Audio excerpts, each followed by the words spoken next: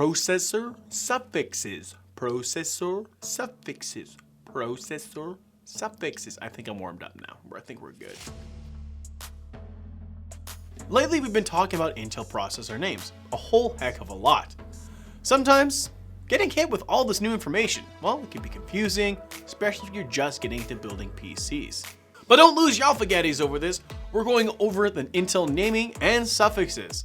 So by the end of this video, you'll be on your way towards an Intel processor expert and be able to make the best informed decision. Let's put a socket in it. Ha ha! Let's just go forward with this. When it comes to understanding names of the processor, there's a few bits and pieces to know.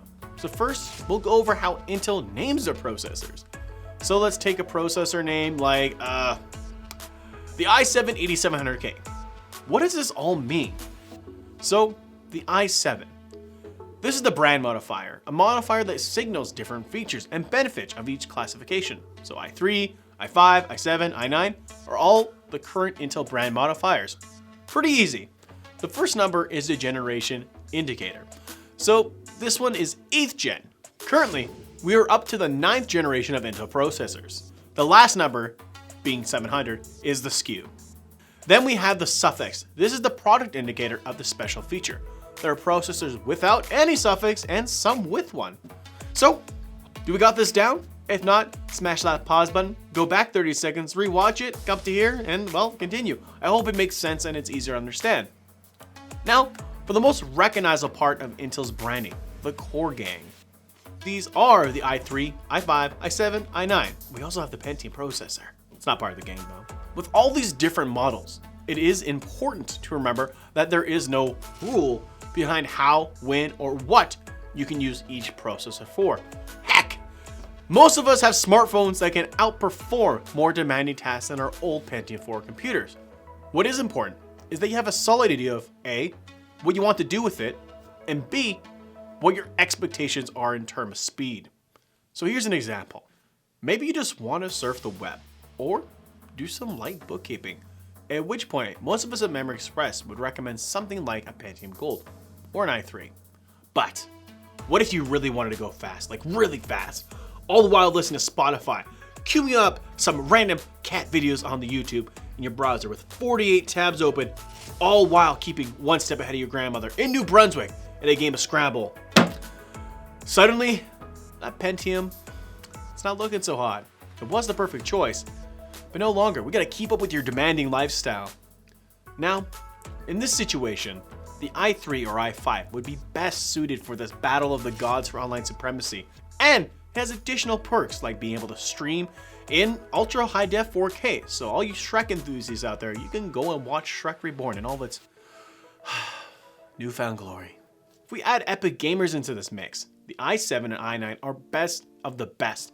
These processors will bring you to the upper limit of gaming, content creation, and even 3D designing. However, the i9 is really more focused for the hardcore enthusiast and 3D designer. So now that we have that all out of the way, we will start with the desktop processor suffixes. Starting with the non-suffix processors. They range from our entry-level Pentium all the way to the mighty Intel Core i7 X700, or whatever generation you're dealing with at the time. So if it's 8th gen, it's going to be i7-8700, etc. They are mainstream basic processors with no special properties. They are locked. So what this means is they won't be able to go over their designated clock speed. Some of these non-suffix processors do have a turbo boost ability, but they are still locked at the end of the day. They are also designed to work on any of the motherboards based with an Intel B, H, or Z series chipset. We also have to make sure the socket matches the board. With the current market as of today, you can still get the 7th gen Intel processor all the way up to the 9th gen as new. So make sure the socket is right for the board. The board will say something like socket type 1150. So you're gonna match this with your processor and you're flying. So with this current generation that's readily available, being 8th gen, we've been looking at something like the B360, H370, or Z370, etc. Next up, we have the Intel K-series processors. We'll find a few variations in this series such as an i3, i5, i7, plus the newly added 9th gen K processor. The K-series is an unlocked processor, meaning you can overclock their official clock speeds. The Z3XX motherboard supports overclocking, and you will need the proper kind of CPU fan for overclocking to keep the CPU cool. There are lots of options out there to do the trick. Not all boards support overclocking, so you have to make sure you are picking up a Z3XX series so you can do all that. We have the X and XE name designation. These are the top tier crazy enthusiast processors, or better known as Extreme. It's easier to remember that way. The X and XE processors are high-end enthusiast grade processors. They have the upper limit in terms of core count available on the consumer grade chips, and are ideal for the professional studio and workplace use. So, whether you're designing the next Ferrari, editing Tarantino's next masterpiece, these chips bring the necessary horsepower to plow through your workstation applications. The X series lines up with the Intel X series board, so you'll be looking at a high-end X299 series board that aligns with the socket type 2066. Now that we have all the currently available processors named and covered, you'll be well on your way to becoming the next great Intel master. You'll be able to walk into any Memory Express store and know why you're saying i7 8700K, and you feel like you're making a more informed decision. But don't worry, if you're still unsure, our staff here at Memory Express will make sure you get the right combo of motherboard and processor, and be able to help you find the right, brand modifier you'll need. And don't forget about our quick mount service. We can mount the processor, board, and RAM, so you don't have to worry about anything. We do a BIOS update for you as well, and make sure it works before you leave.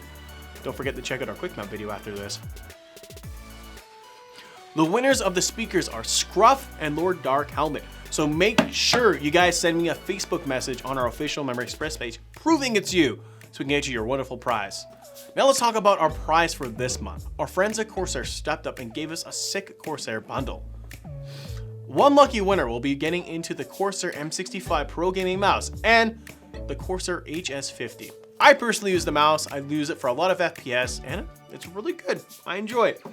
So friends, enjoy your snazzy speakers. Make sure you guys are commenting all the videos. You guys know how this works. MEXP, you get 1 entry per video. Comment throughout the month. You guys know where to find us on social media as well. Facebook and Twitter are the same at Memory Express. Our Instagram is official Memory Express. I'm Steve from Memory Express. Memory Express. Memory Express. See you later! I'm licensed now, so I'm allowed to do that, so. Fastest guns in the West.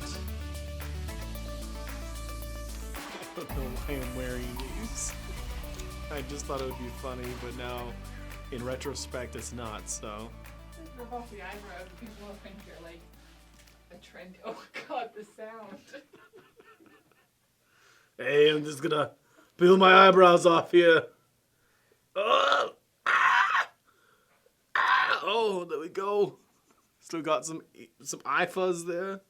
We good? Yeah, we got some. God. Talk about plucking your eyebrows. Let's take a look here. How dumb do I look? So I got the glasses on. We got Professor Steve. Man, I need a professor jacket. I know. I have a chef coat.